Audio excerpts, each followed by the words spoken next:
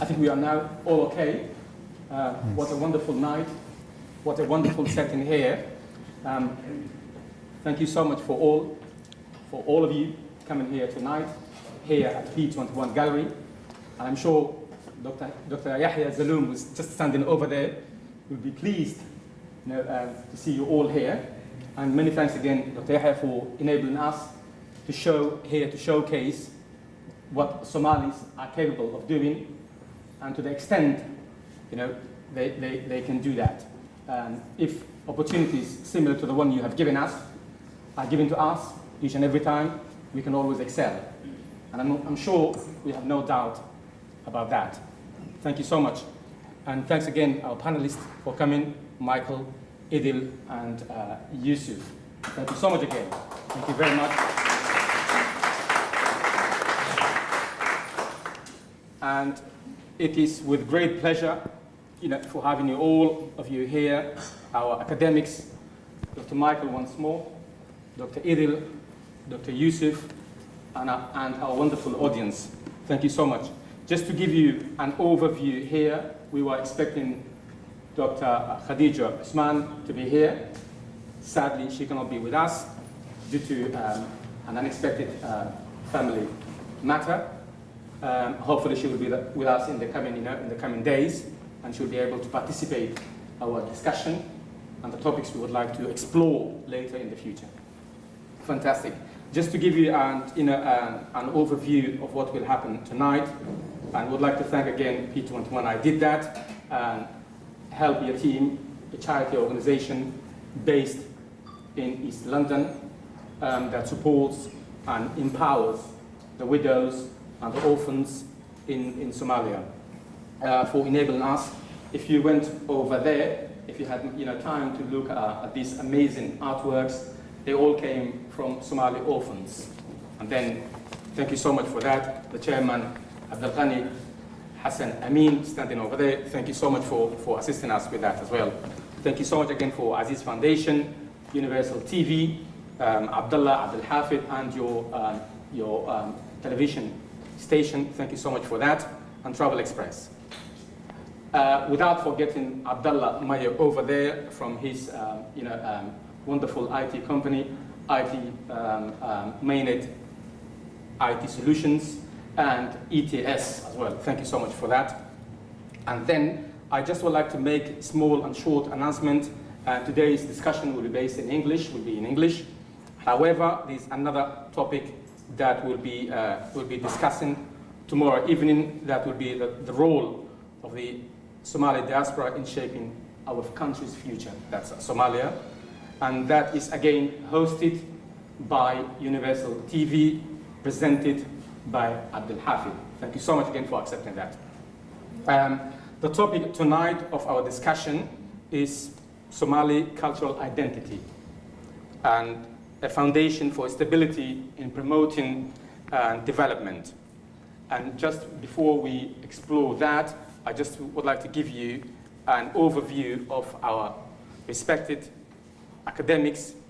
I think I shall go by the alphabetical order. And Idil, your name comes first. Thank you so much.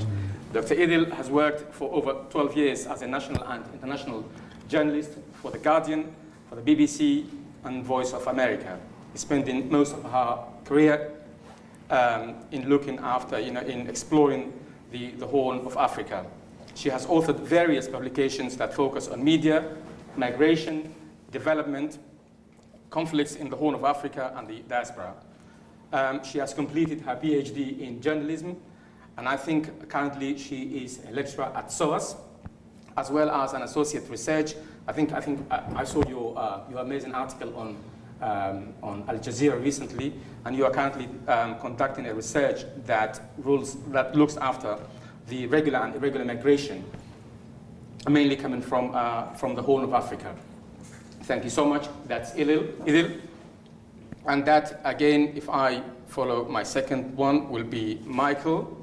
Dr. Michael Walls, a senior lecturer at UCL at the Development Planning Unit and course director for the MA in Development Administration and Planning. He has 12 years experience in senior management in the private sector. and lectures in market-led approaches to development. I think you especially focus a module that's titled Society and Market. Thank you so much. And that, also you have over 7 years of teaching in development, and it's a practice as well. For over 13 years, he has focused on the Somali Horn of Africa, and most particularly on the evolving political settlement in Somaliland and Puntland.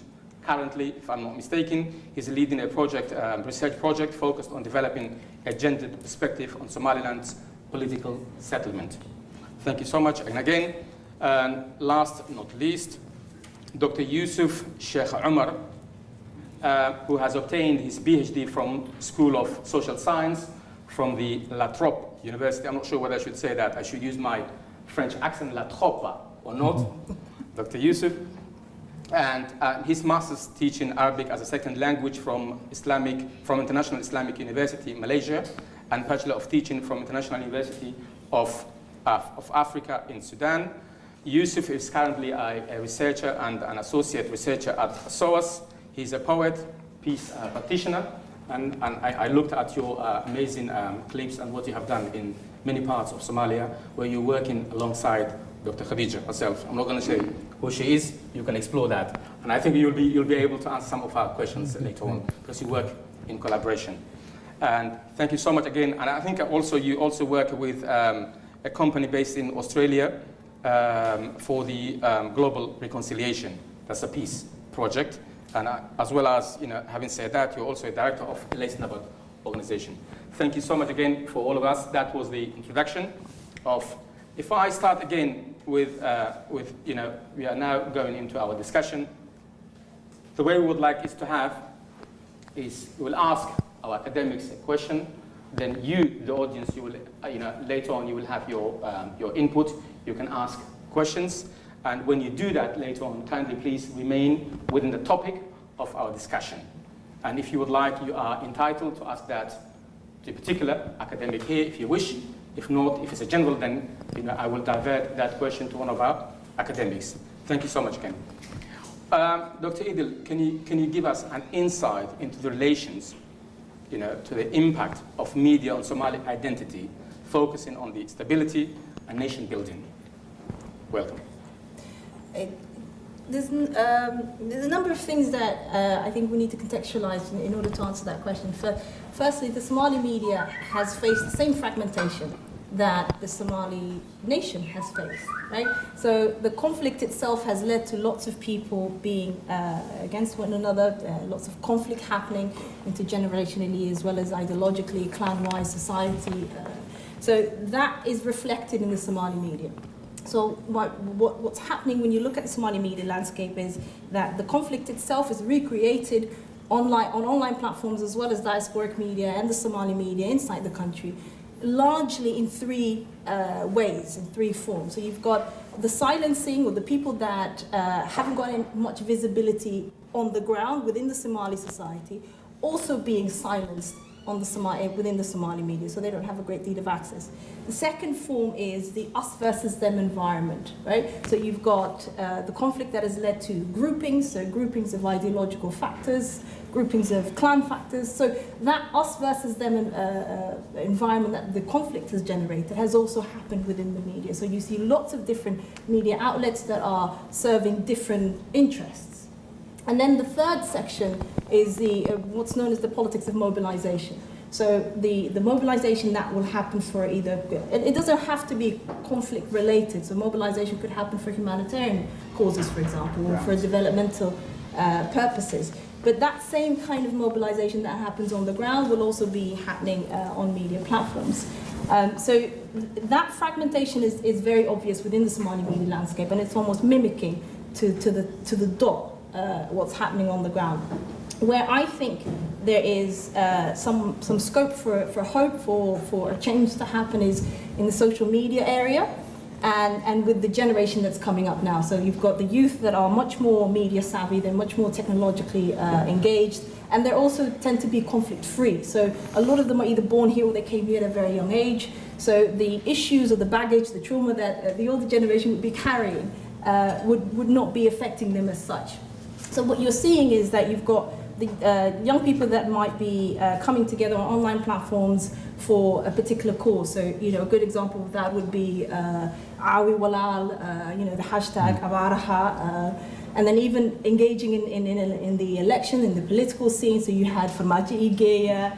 So that for me is the scope for hope, where you can see people, young people that are engaging with the Somali nation building or the Somali affairs in a positive manner. The only caveat that I have about that is that the youth themselves are still figuring themselves out, in the sense of they haven't quite embodied the multiple identities that they have. So, they're Somali by heritage, they are European by culture, by citizenship, whether it's English, whether it's Swedish, Norwegian, or by nationality sometimes. Yeah, exactly. Nationality, citizenship, culture, and they're Muslim by faith.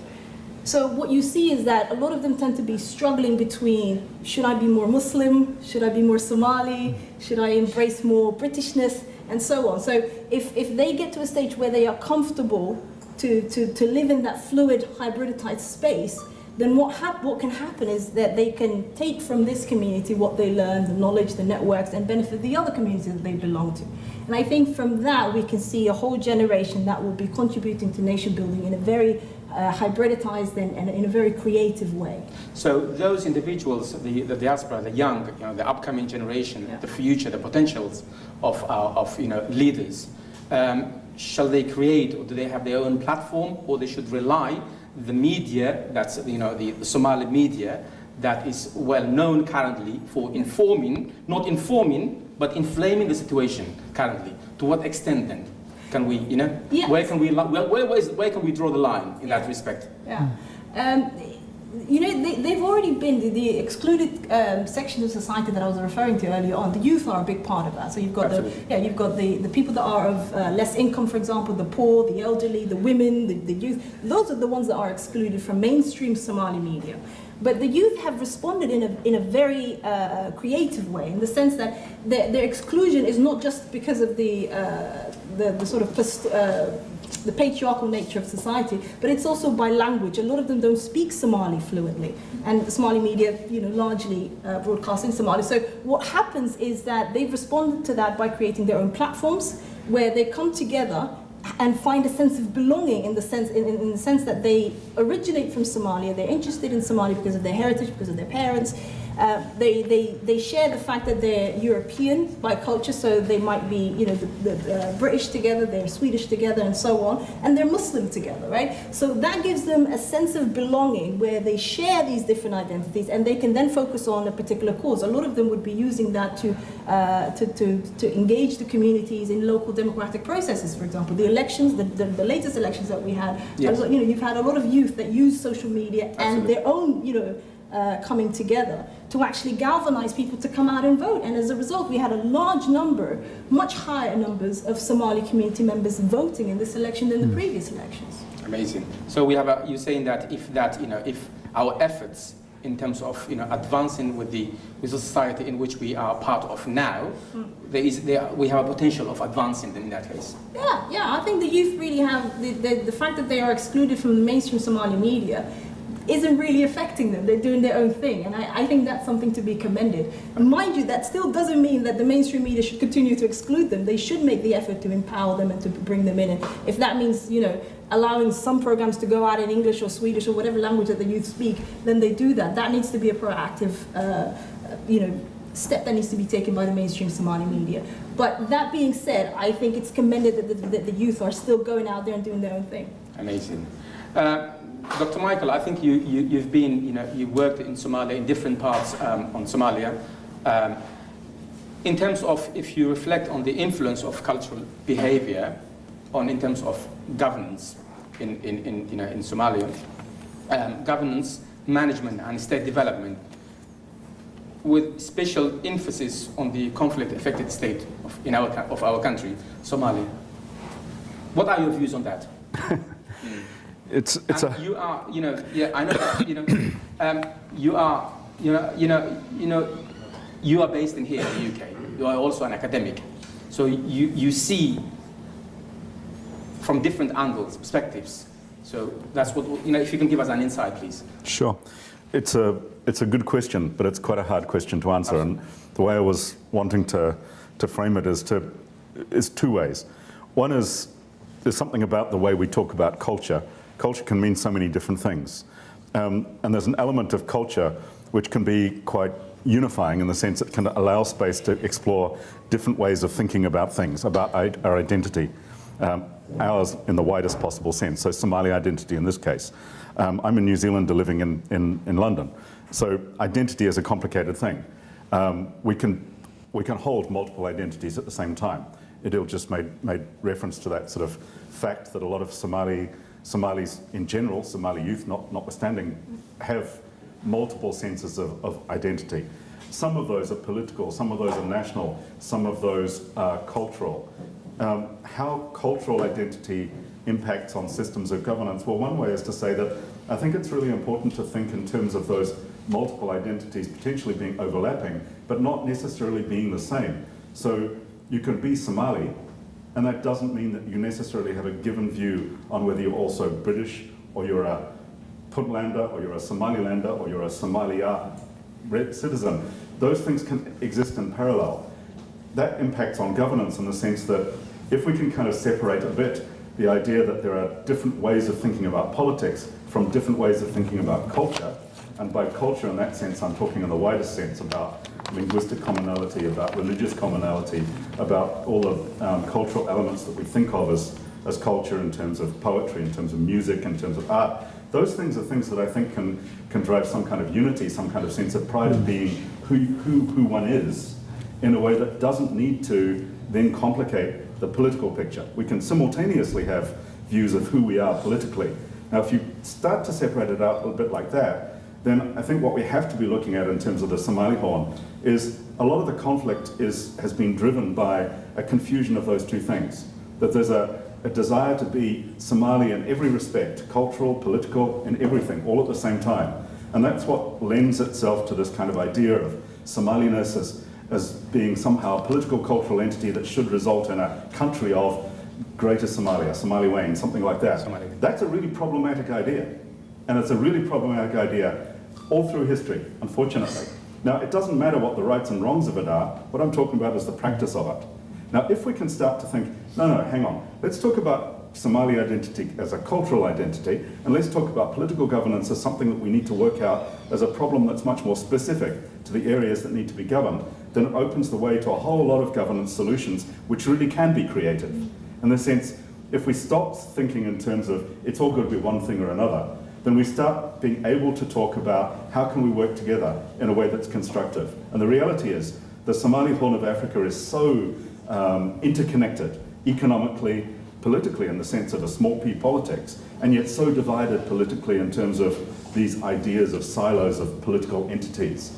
If there could be some move that somehow gives some kind of primacy to the idea of culture as something uniting, something that we share, something linguistic, something religious, something ethnically uniting rather than dividing, then surely it's possible to start talking about, you know what, the worst thing that could happen in the Somali Horn is that those trade links start to get broken because the national identities, the political identities of Ethiopia, of Kenya, of Somaliland, of federal states, whatever, starts to force people to start putting up boundaries, start putting up borders, which they want to stop trade occurring across without government intervention. Ethiopia wants to do that now, and they're getting much better at doing that than they've ever been before. They're capable now of stopping movement across the border between the Somali border and Ethiopia in a way that they were never able to historically. Kenya would love to do that. They're not so good at it, so they want to build a fence. I heard that one before. But you know, that's really problematic. That's really difficult. That's bad news for that area.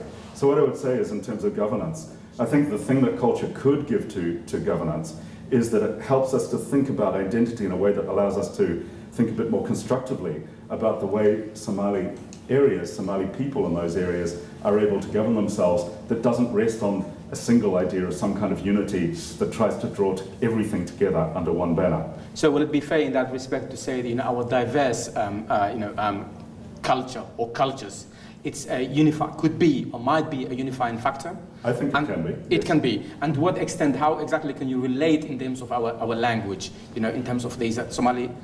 Yes, we have the Somali standard language, but they are dialects, they are subdialects in terms of the communication. How can you interrelate? Especially, communication is a major issue as well. Many people say, communication is only possible between, I think Schwartz argues that, Hofstadter, it's somehow, communication, the two-way traffic is only possible between two individuals or groups of people who share the same system of meaning.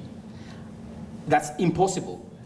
We have different cultures. How our varied culture, can promote in what you mentioned earlier on, development. How can you combine the two and then forget the current political calamity? Well, you use the term language.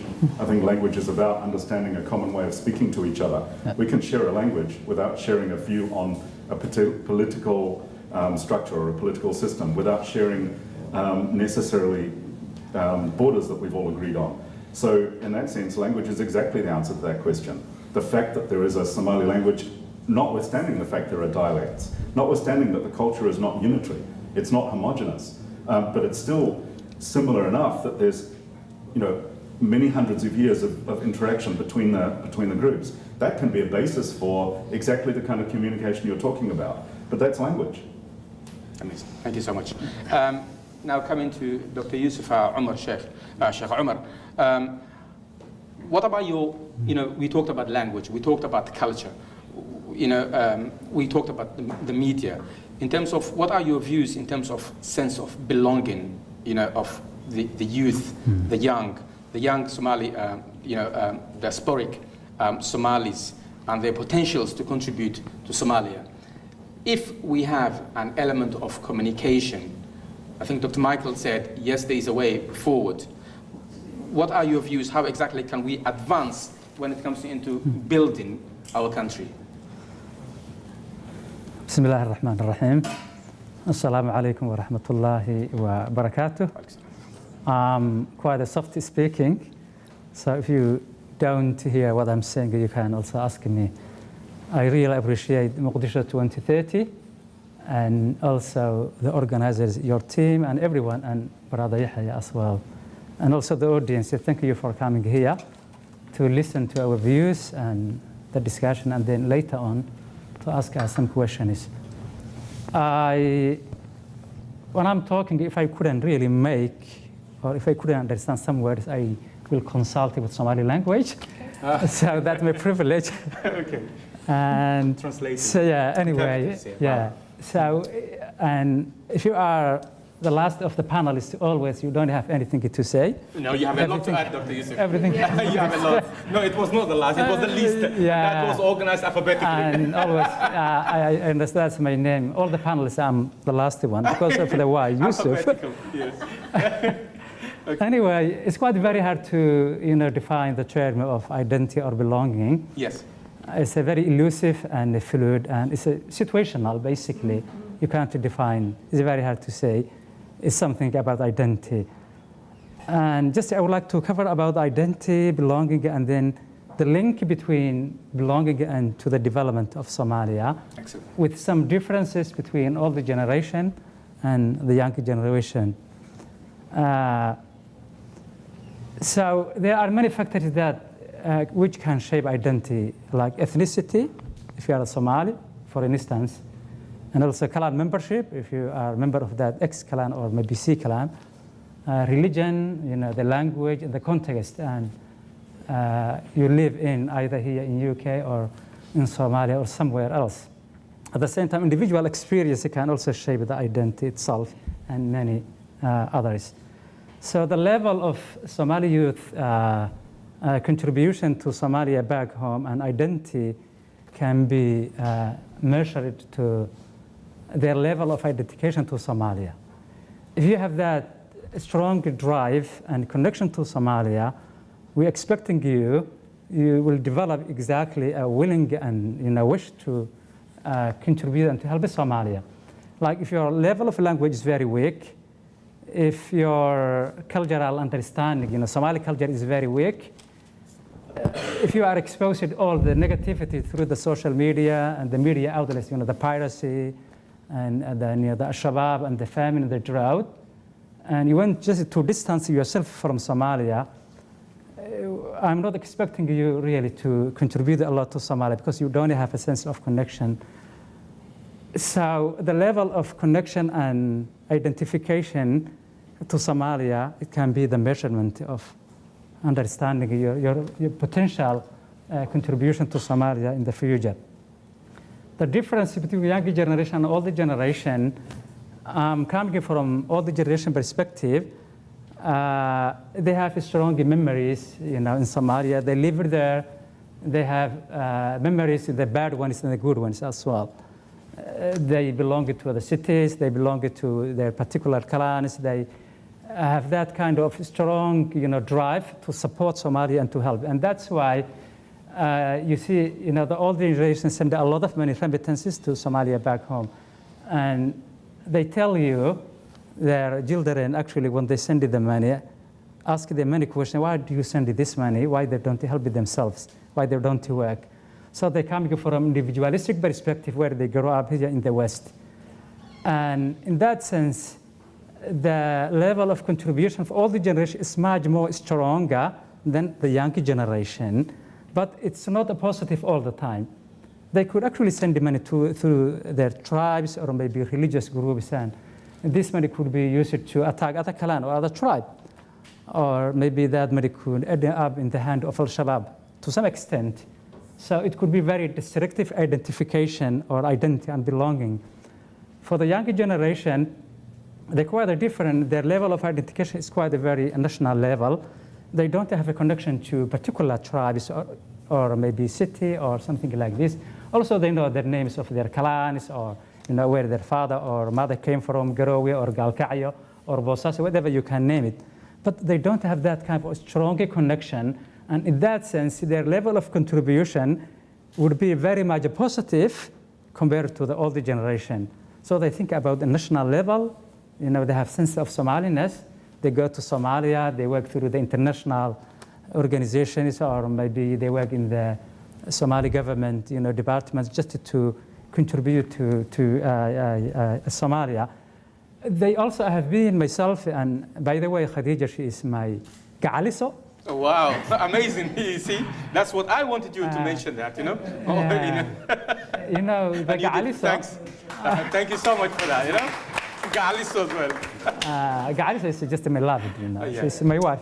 Yeah, my beloved. Yes, exactly. Amazing. Thank you so much. We go there from time to time, and we have seen a lot of young generation coming from London, from Leicester, from Australia, contributing to rebuilding Somalia. Yeah, they built institutions in the educational sector, the business, the health, the hospitals. So that it's a real contribution. And at the same time, they actually train the staff they have in their own institutions to have a very productive institutions. So it's kind of contribute to the social capital. Will it be fair then, Yusuf, to say those who disrupted, one of the reasons even, this country is not advancing is because of the influence our elders are making, the way they are participating. If it's left in the hands or in the management of the youth, the upcoming generation, the ones I mentioned earlier on, the potentials, the country can have a better, future. Will it be fair to say that? And to what extent can you encourage this individual who takes this position for granted from that time to this time, and it's not making the move, and it's trying to occupy the seat? How that can be possible then? Yeah, of course, younger generation are the future of Somalia, and in many ways also they are continuation of the older generation. They're coming from their houses, their families, so they are influenced by their parents, and as the time passes, they actually go, most of them, to the same pathways of the older generation. They will ask him money, and they will invite it to attend. But anyway, it's just the academic analysis. So in a way, not all of them, but many of them could go to that direction. And when I'm saying they are a continuation of the older generation in many ways, but also they are so different. But we are shaping our own future here. We are creating them. That is, yes, that impacts on some individuals, it affects some individuals, but mostly here, because the environment in which we live is affecting us consciously or unconsciously. In that respect, we're not that much. We don't have that system, anymore. We don't share that system of understanding with them. So we don't believe in, we don't believe in clan, in tribalism, and all of that, because we know the legacy that has left. Yeah, I agree in our with country. you. I did my PhD with Somali youth, and we can't really generalize. Yes. Young generations are so different. Absolutely. We can't say them they are on the same ways. And at the same time, I agree with you. They grow up in different cultural contexts. Absolutely. They are exposed to positive, societies. They get the experience, the knowledge.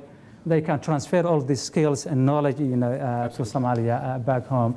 And I feel you want me to say yes, or what you want to? No, I don't want you to. I don't want you to encourage. But I don't also, want to encourage you that. Yeah. But I agree with you. Basically, they will contribute a lot. But at the same time, they are not all of them positive in many ways. Okay. And we have been in Somalia. I can say 70%, 80%. That's very, very positive. But also, you can see some young generation, very small margin, who are really doing the same trouble. And that is one of the reasons why we are having, this platform here, why we are discussing, and then why we also created, this hub that's called the Somali Creative Hub that promotes, what the Somali people are able to do, and then how they can showcase their diverse cultures, and language, and all of that. Yes. And I hope those also, will what we are doing here, and with your presence as well, the audience, we can have influence. There's no denial about that. Even in prisons in here in the UK, we have a large, Somali inmates as well. Sadly. Yeah, and just say something academically, we talk constructively. We don't see only one side, the positive side. Yes. We also need to analyze and see the other side of the story. Amazing. Thank you so much. Dr. Idil, earlier on, I'm not targeting the media, and we are one of the reasons, the media has, facilitated this event, and they are also contributing a lot in our society.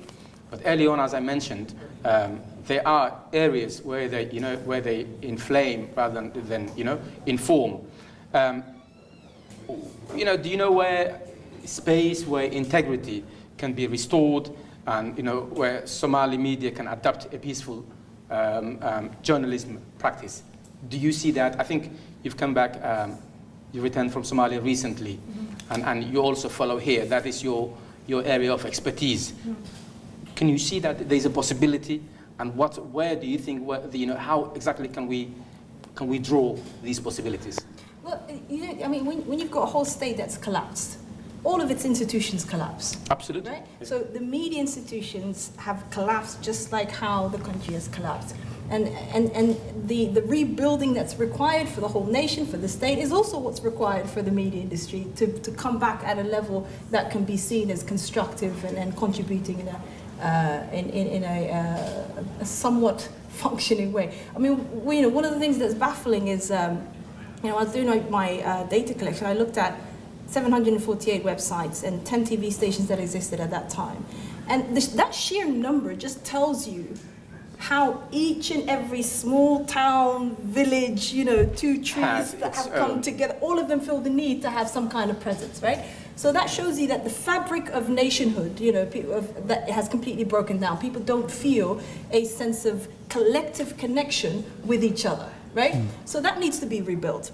And I think the media can take a big part in that. But right now what's happening is that the Somali media is functioning in unregulated spaces. You've got, on one hand, those that are based in Europe, whether it's the UK, for example, you've got Ofcom, whose regulations tend to be applied to English-speaking media, right? Yes. So diasporic media, which includes Somali media, largely goes ungoverned.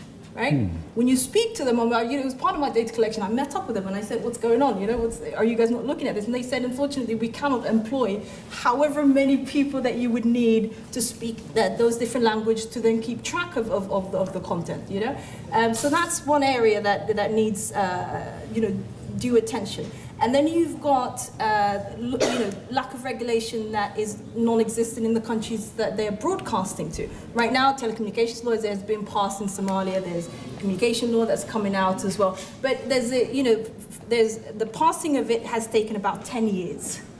Implementation is probably going to take just as long, if not longer, right? So what needs to happen is looking at alternative methods to get the Somali media landscape to have some kind of self-governance. So whether it's through censorship, whether it's through training of the journalists themselves, whether it's through the owners themselves feeling responsible more than just making profit, to think about the larger level of nation building, of chipping in their bit in order to steer the country in the right direction. So I think it's important that we start conversations and debates about alternative ways of the media contributing towards nation building, because the usual route is going to take a lot longer, just like how it's going to take a long time for Somalia to stand on its own 2 feet again. So the current government that is in place in Somalia cannot have an influence on that?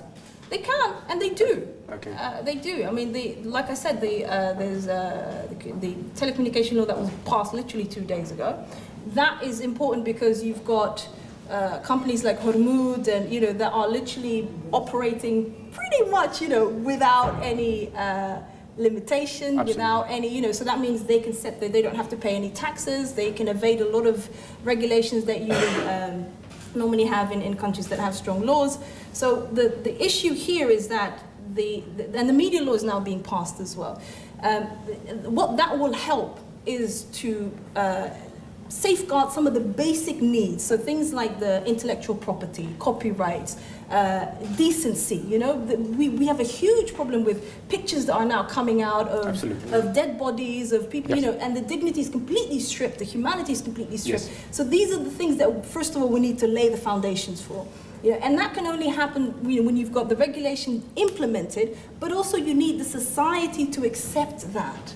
It's not just the government's responsibility. The owners need to understand that this is an indecent form of broadcasting material. For them, they're seeing it as generating audiences. So when you put it on YouTube, when you put it on your social media, you've got 5,000 hits. They can share it with their advertisers and generate income. But they're not seeing how on the other side this is violating people's rights, people's humanity, and that eventually dehumanizes a whole society, where to the point where people just see each other in animalistic terms. So it's about a collective debate, a collective consciousness that needs to spread throughout the society, and then the regulation. When that comes hand in hand, I think we can move in a productive way forward. Fantastic. And I'm also aware that recently the National University, Jama'at Umadda of Lafol, they opened their branch of journalism, where they hope these future journalists will be able to respect their ethics, their code of conduct as well in the future. So there's also, I hope. Thanks again. Yusuf, is there a way, in terms of, Michael has touched in terms of, yes, there are possibilities where individuals or Somalis can have multi, nationalities, or multi, citizenships. Okay, to what extent that can be stable?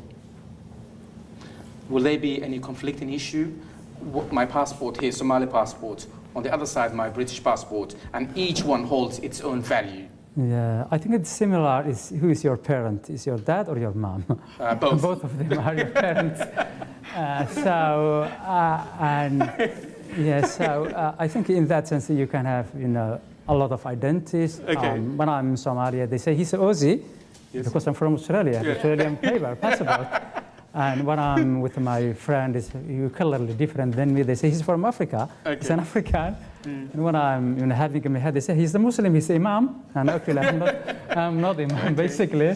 It's a traditional stuff. Okay. And it's the multiple identity is an aspect of 21st century. Yes. And it's very powerful. It's beautiful, really. It is. It really gives us a platform to develop a new skills and new experience and new network of how to actually contribute to Somalia in different ways.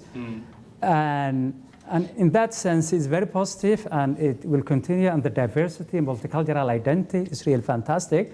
And I assume the Somali future really will be a very bright, coming from that perspective, Somalis coming from every corner of the world. Amazing. They speak in English, Dutch language, other Afrikaans and Arabic and all this stuff. So I think that could be one of the positive things I can find in the Somali civil war.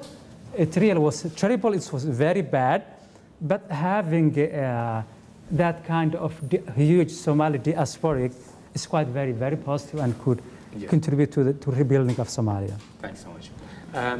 Michael, is there a way, do you think in your view, you are an outsider as well as insider? You know, you're very familiar with Somalia. What do you think in your view, what changes Somali should make to achieve good governance? And if you know, how that can be also implemented?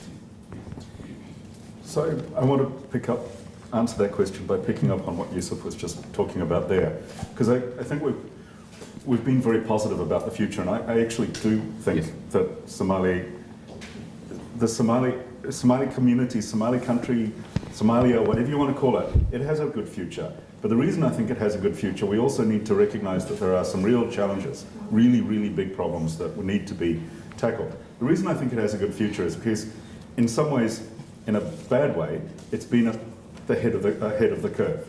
But that could become a strength. And what I mean by that is, with the civil war, with the conflict and so on, with the collapse of the state, it means Somalia has been dealing with problems for many years, which now in a little way are starting to come through in other contexts. And by that I mean, we talked about the media. The media at the moment, globally, I don't mean Somali, I mean globally, is... And how do we combat that, and what can we do as diaspora here in the West or wherever against our own local diasporas going back and committing what I think is complete horrible. Thank you so much. Yeah. Okay. If we can take another question, if we can combine it in order to save time, would be ideal. Next question, anyone? Abdulaziz would like to, that question, if you could, we can just, very limited time now, and then we would like to invite Dr. Yahya after that. Who would like to answer that? I'll have to start. Oh, okay. Yeah. So it's a massive problem. I mean, a lot of the people that I've spoken to and I was only engaging with the grassroots level, so civil servants, security guys, half of the here, the people that literally, I was living in the residential area, I stayed in a house in Bolivia, none of this, and that allowed me to break a lot of barriers, which meant people would be much more forthcoming.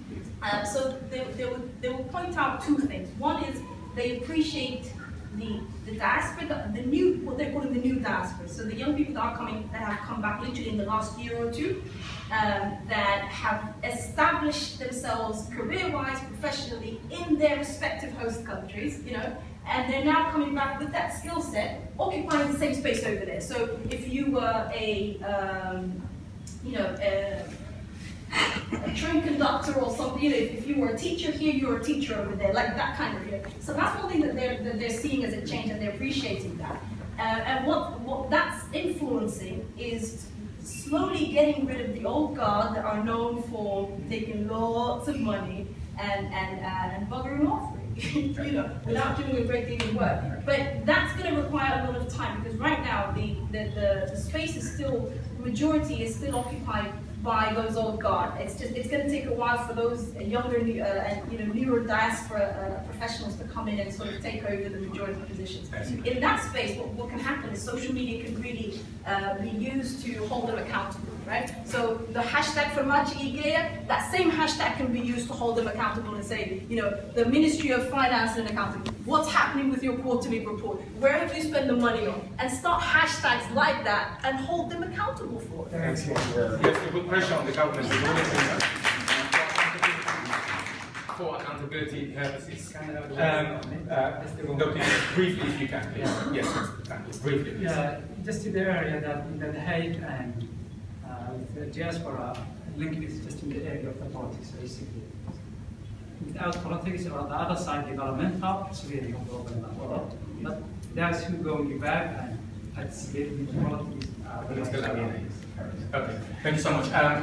can we take 2 more questions? If not, we can, if you could kindly, one of you invite or call Dr. Yahya, please, so we can have his input briefly. Who has a question? No questions. Okay. Okay. Zahid, what about you? You are in the Somali community, I think, yes? One of my university friends, yes? Yes. You are in the Somali community now, you live with the Somalis. Where do you think, where do you see our future? If you can give me the microphone, please. As you mentioned earlier today, how Peter have given me the platform, and this is a start. You can carry on to showcase your talents and come here to also make more awareness that the public know. And in the near future, this can really help. And I really see Somalia turning around a lot of the issues if things go really well in terms of the cultural issues. People have that sort of identity. Also mentioned how there are some cultural clashes in terms of linguistics and the people that are born from European countries. So in time, if this can be, this can also be used to really a tool of, to move forward. Exactly. Yes. And also excel and make the future really bright. So this supports what our academics were saying earlier on, having having dual nationality, diverse cultures. It's a way of moving forward. Thank you so much. I think it's a positive. I think it's a supporting comment rather than okay. Fantastic. Is Dr. Yahya Zaloom from? He's coming. I saw him just coming here. Okay. You're going to.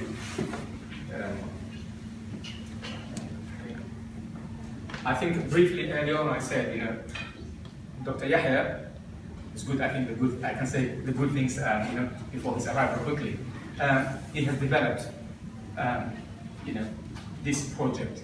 He was very, very supportive from the inception, or to the outcome. What you can see here, he has really encouraged us to take different steps in order to show who we are. And at the same time, how we can create, bridges between the British, between the Somalis, how we can interact, and how we can learn. And you mentioned earlier on about cultures and language and communication, all of that. This is one of the aspects he was highlighting. He was saying, the more you are aware of each other's presence, this will add value to your existence in here as well as elsewhere. So I just wanted Dr. Yahya to be here so he can have his input. And before we just close, because we started a bit late, and it was we had some technical issues as well. Is Dr. Yahya coming or not? Is he? I saw him coming. What happened to him? Okay. Do you have a question? Would you like? Just 1 minute. Yes. It's about identity, but yes. It's for everybody. Yes. Can you recommend the best Somali restaurant? The best, that's a quite debatable. Okay, that's subjective matter. Specifically about samosas, because the samosas I tried in Djibouti are the best. Okay, okay, that is quite, it's a contentious. Craving for this. That is a contentious area, but samosa, Indians, Somalis, from all of us, they claim, samosas. Dr. Yahya, if you could kindly hear, you can, we just would like to have your views. Thank you so much. And the best thing was, during your absence, we mentioned how supportive you were about this project, its inception, implementation, how each and every time we're having challenges and how to implement changes, you are our first victim. Thank you so much for that. And then if you can, one of you can give him the microphone so you can put, what do you see? Okay. I don't know, I just want to speak a little bit about the P21 so that you understand why this project came on board. We existed to promote art and culture related to the Arab world. And we feel that it's important that to have a platform in London to talk about art and culture, you know, especially related to area which is all the time through the media, you talk through politics, religion, and this is dominance. And we feel that our part of the world, which is part of it, Somalia, have a rich culture which need to be exposed. And because working in the gallery, one of our colleagues is from Somalia, he's the IT manager in the gallery. And always he worked with me in putting up the exhibitions, installing certain screens or AV things in the show. So I always told him, why you don't do something related to Somalia? Because it's an important culture. We did some events in the gallery related to the literature from Somalia. It was really amazing. So I kept pushing, you know, let's do something in Somalia. So he talked to the committee, to his people, and they started thinking about it. How can we do this? And I kept telling them it's not difficult, it's easy. I know they found that at the end very difficult, but there should be one step, you know, first step that it will take lead and move to the next step. And I believe in this show, it's really, really important what we see here, and also we open the door that we can communicate with the Western audience using the culture and the art, and moving away from the normal cliche, which is politics and religion all the time. So this is briefly what we at P21 want to do and how we were involved in this. But all the work is really done by, you know, Somali, you know, people who are living in London, and they know the language here, they know the people here, and I was here just facilitating. The creativity is coming from them all. Thank you so much for that. And then, if we can move on, do we have someone from Aziz Foundation you were expecting? No? If not, if we don't have, just before that, do we have someone by the name of Halimo from Queen of Sheba? Okay, could you kindly stand up and, you know, and tell us briefly, in very, not more than 2 minutes, maximum, you know, your organization. You do something amazing, and if you can kindly tell us, share with us. I will pass it on to my lovely colleague, who's actually the CEO, who is the person who came up with the whole idea. I'm just a contact in between you. Okay. So I'm going to pass it on to her, and she'll be able to briefly explain to you what your plan is. We don't mind. That's a go ahead. That's you? Okay.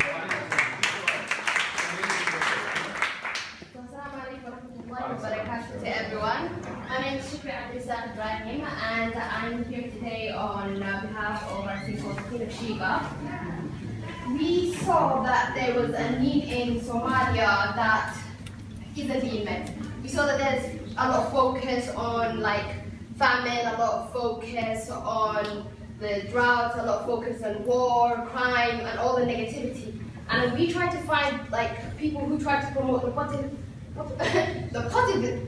side of Somali culture. Me being a diaspora who was born in Somalia but came here with my mother, I kind of had that conflict between, as you guys mentioned, oh, is my culture a Muslim, is my culture a Somali, is my culture British, what exactly am I? And I've actually found a really, my perfect porridge. Yes.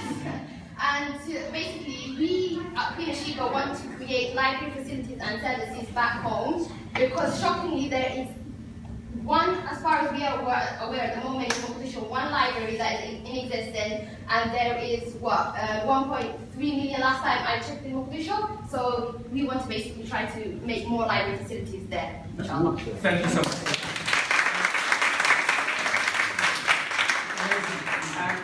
Before that, we just would like to give, do we have someone from Help Your Team who would like to say just briefly, help the charity organization who supported this project, who also encouraged its the orphans from Somalia, whose artworks are visibly available over there, and they all have one thing in common. That's a lack of shelter, safety, and security.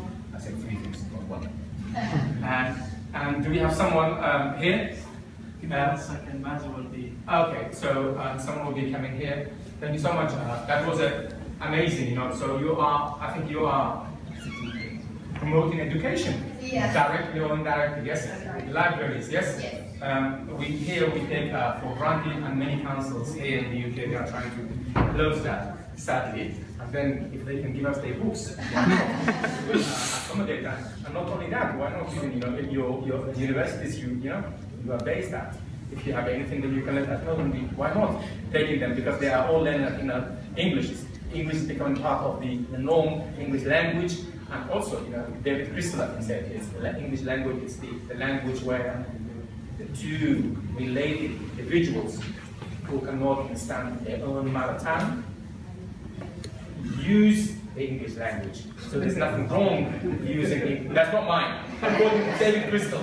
David Crystal. I have nothing to do with that. Okay, David Crystal, one of the highly respected individuals globally. Yes. But I think we're waiting someone from Help Your Team, who supported us immensely. Yes. Would like to have yes. In architecture and stuff. Absolutely. But nowadays you don't see that in buildings whatsoever. So I was thinking, because the government is not really doing anything towards the architectural sector. That's right. Yes. So I was wondering how you can implement some of the ideas that from here, because people are studying architecture and stuff. It's in our culture. I think you're saying it's seen as a taboo in our culture. Yeah. But let me just tell you, what's your name again? Ahmed. You see that these individuals they are based in Somalia, and their work came also from Somalia. Right. That is changing now, according to what we have observed during the time we were engaging with the Somali artists in Somalia. That is something that's happening. And also here, as I mentioned, I think your respected friend earlier on, this is something we welcome, it's something we want to do that, and we cannot have a going concern unless we are supported by you. Support, I mean, it's your participation and your interest mainly. And do we have that? Do you have I'll take over. Okay, so Abdul Ghani is going to talk briefly, then we will be concluding. Abdul Ghani is the chairman of the Help Your Team charity organizations based in East London. Many of us, including myself, volunteer for that organization. Go ahead. Assalamu alaikum wa rahmatullahi wa barakatuh. My name is Abdul Ghani. Basically, Help Your Team was started about 5 years ago with a group of youngs. We came together and we said to ourselves, what are we going to do back home in Somalia? There is a lot of kids with no education. There is no support by education as well. So basically, Help Your Team started with the teams, the orphans. What can we do for them in school education-wise? So with this project, with education back home, a lot of kids, they have done great work. If we just see what they have drawn on the artwork or ICT, what we have done about 2 years ago, there is an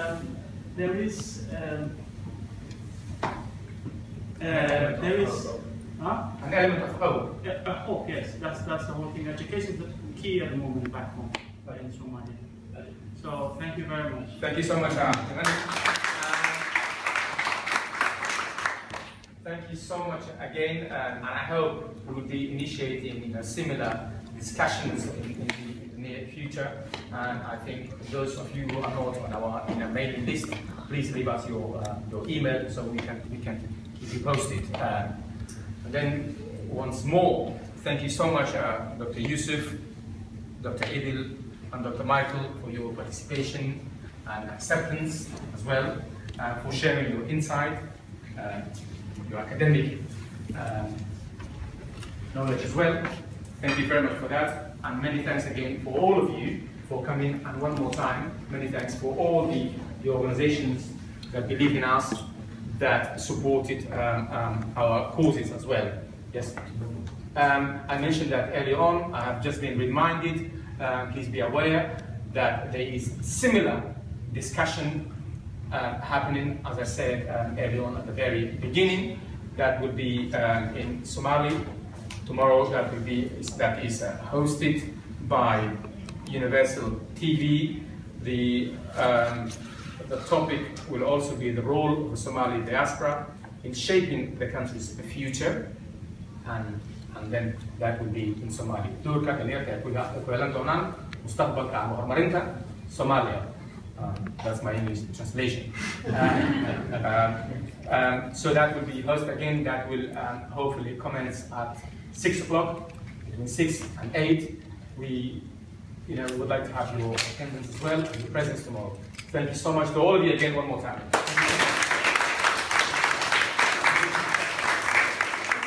Thank you so much.